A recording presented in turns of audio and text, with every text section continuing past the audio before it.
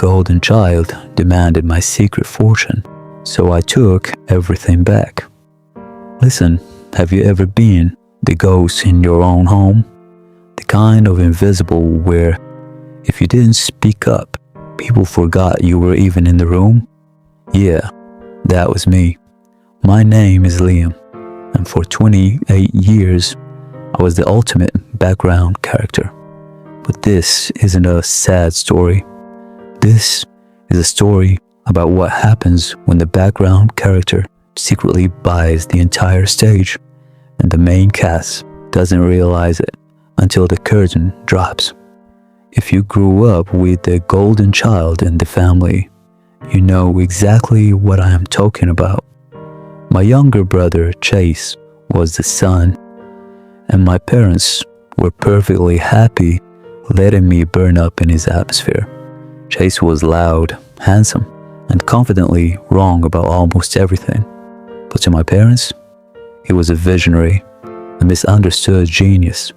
Me, I was just Liam, the quiet kid who fixed the Wi-Fi and stayed out of the way. When Chase turned 18, my parents took out a second mortgage to fund his quote-unquote entrepreneurial journey. He wanted to drop out of high school to start a luxury sneaker brand. The brand lasted exactly 3 months before he sold the inventory to buy a jet ski. Did he get grounded? No. My mother said he was just learning the ropes of high-stakes business. Meanwhile, I was working 2 jobs to put myself through a local community college. I slept 4 hours a night. My desk was a piece of plywood balanced on 2 milk crates. I was teaching myself software engineering, specifically artificial intelligence integration for logistics. It sounds boring, I know, but boring pays the bills. By the time I was 22, Chase was on his 4th failed startup. This time, it was an app for dogs to find other dogs. I wish I was making that up. My parents poured their retirement savings into it. That same year, I built a supply chain algorithm in my dingy basement apartment. I offered it to a mid-sized shipping company. They liked it so much, they bought the licensing rights for $200,000.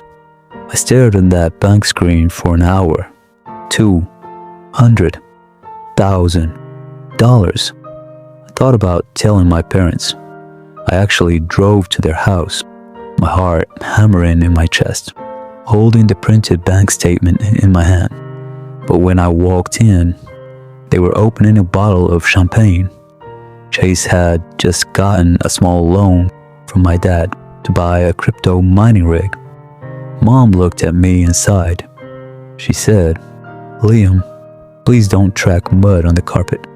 Chase is having a big day, and we don't need you ruining the vibe." I slowly folded the bank statement, put it in my pocket, and walked back out. That was the exact moment the invisible wall went up. I realized they didn't want my success.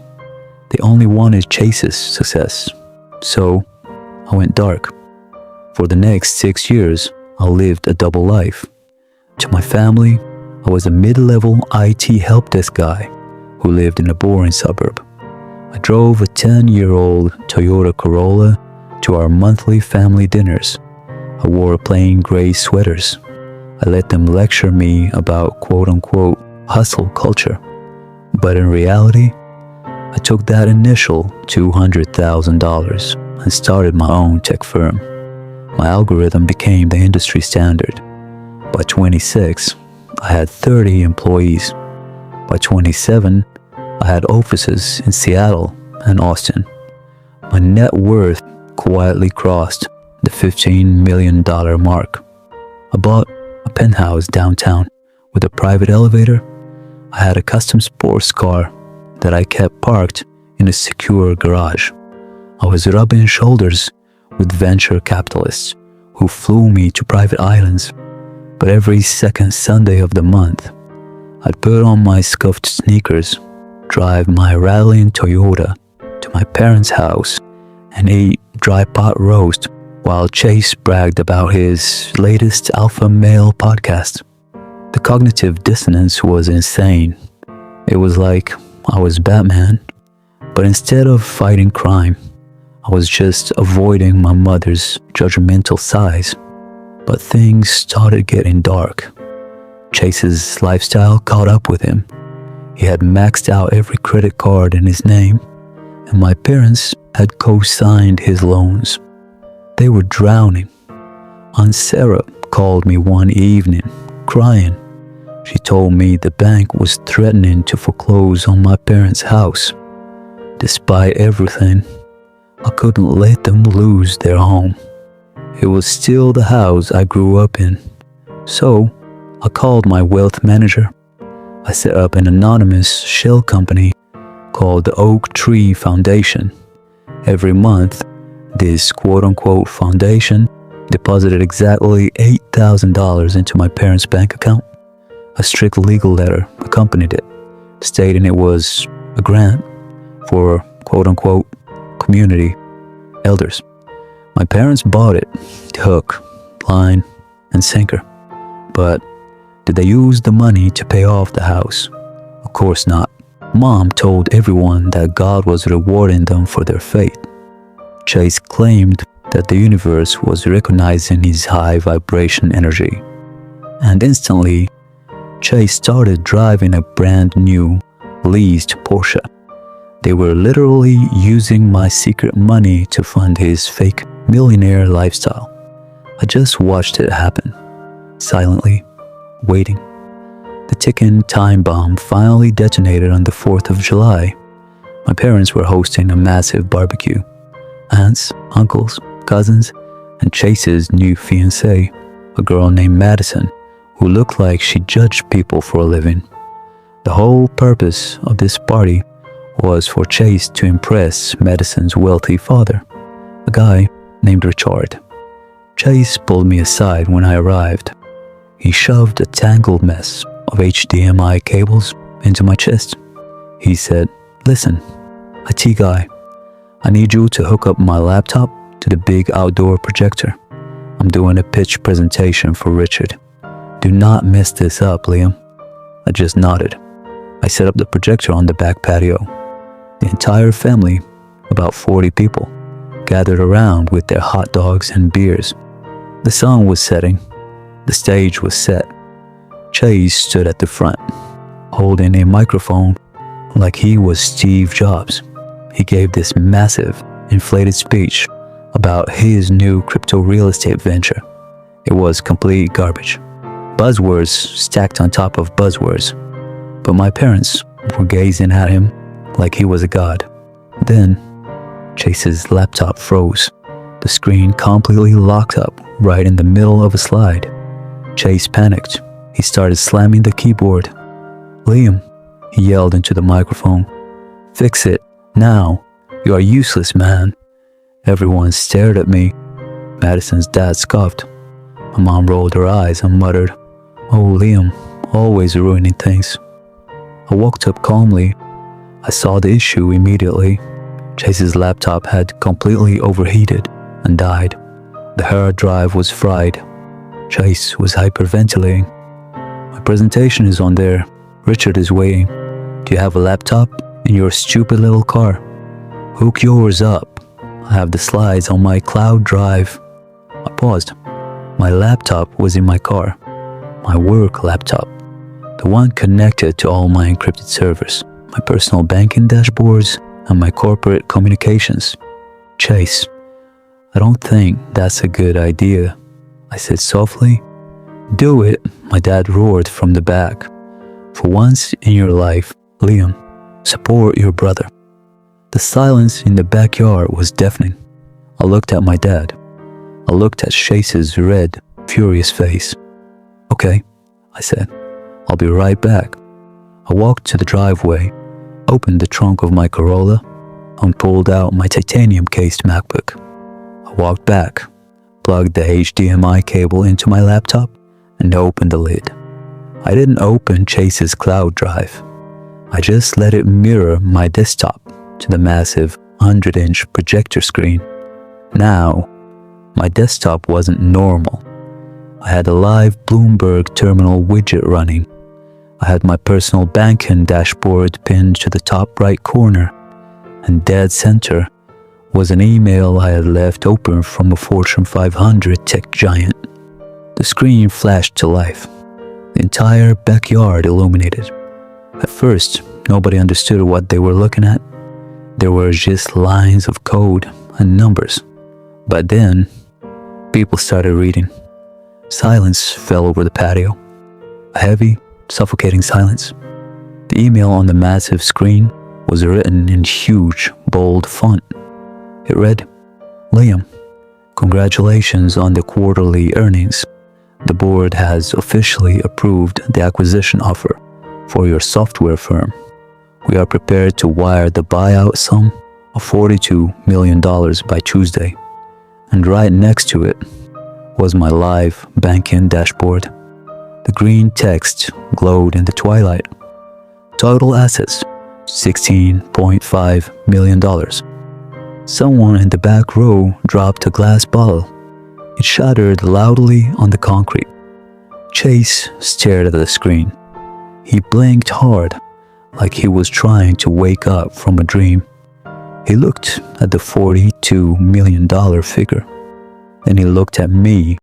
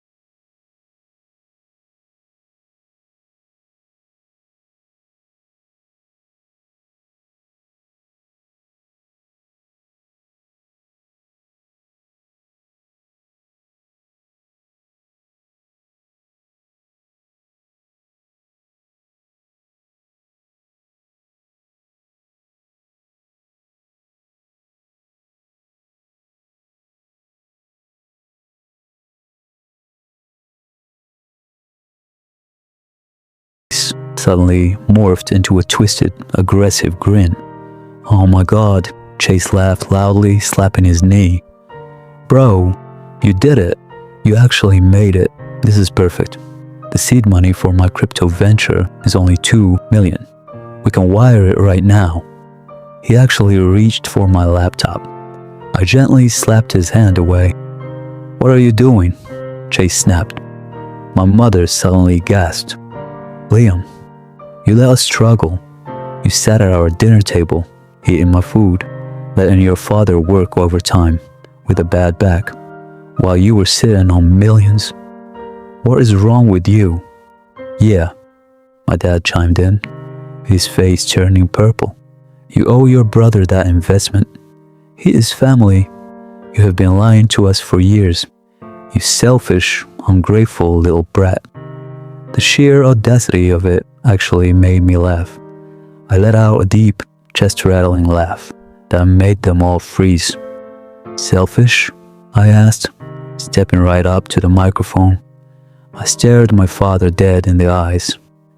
"You want to talk about selfish?" I reached over to my laptop trackpad. I opened a specific, encrypted folder. I dragged the document onto the projector screen. It was the legal paperwork for the Oak Tree Foundation. "Look closely at that document, Dad," I said, my voice dropping to a dangerous whisper. "Look at the name of the benefactor." My father squinted. He read it out loud. Liam Vance. That's right, I said, scanning the crowd. For the last 2 years, I have been anonymously sending you $8,000 a month, $96,000 a year. That money was meant to save this house from foreclosure because Chase bankrupted you. I pointed a finger directly at Chase, who physically shrank backward. But instead of paying the mortgage, I continued, my voice echoing over the speakers. You used my money to lease him a Porsche. You used my money to fund his fake lifestyle. I paid for this barbecue. I paid for that engagement ring on Madison's finger. Madison gasped and looked down at her hand in horror. I gave you everything, I said, my voice completely steady, and you didn't even notice me unless you needed a tech support guy. My mother started crying, real panicked tears. Liam, honey, please, we didn't know. We love you. No, you don't, I said, closing my laptop with a sharp snap. You love the money. I grabbed my laptop and started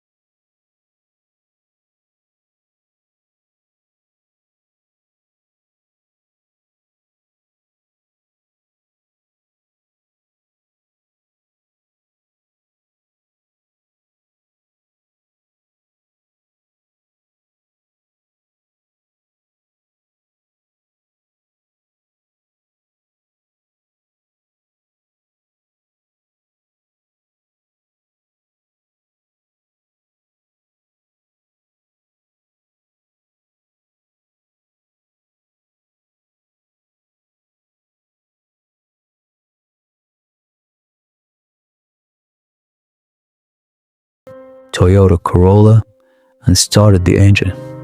As I pulled out into the street, I watched in the rearview mirror as my brother fell to his knees in the grass, desperately searching in the dark for the ring I had paid for. That was the last time I ever saw them. It's been 8 months since the barbecue. I finalized the buyout of my company. I sold the Toyota. I'm currently recording this from the deck of a catamaran I rented in the Mediterranean Sea. My lawyer handles all the communications from my family now. Apparently, the bank took the house. Chase had to move into a tiny apartment with our parents, and he works the night shift at a gas station to pay off his debts. They tried to sue me for quote-unquote emotional damages, but the judge threw the case out in less than 10 minutes. Sometimes the universe doesn't give you justice. Sometimes you have to quietly build your own justice in the basement. Wait for the perfect moment and broadcast it on a 100-inch screen. Thanks for listening.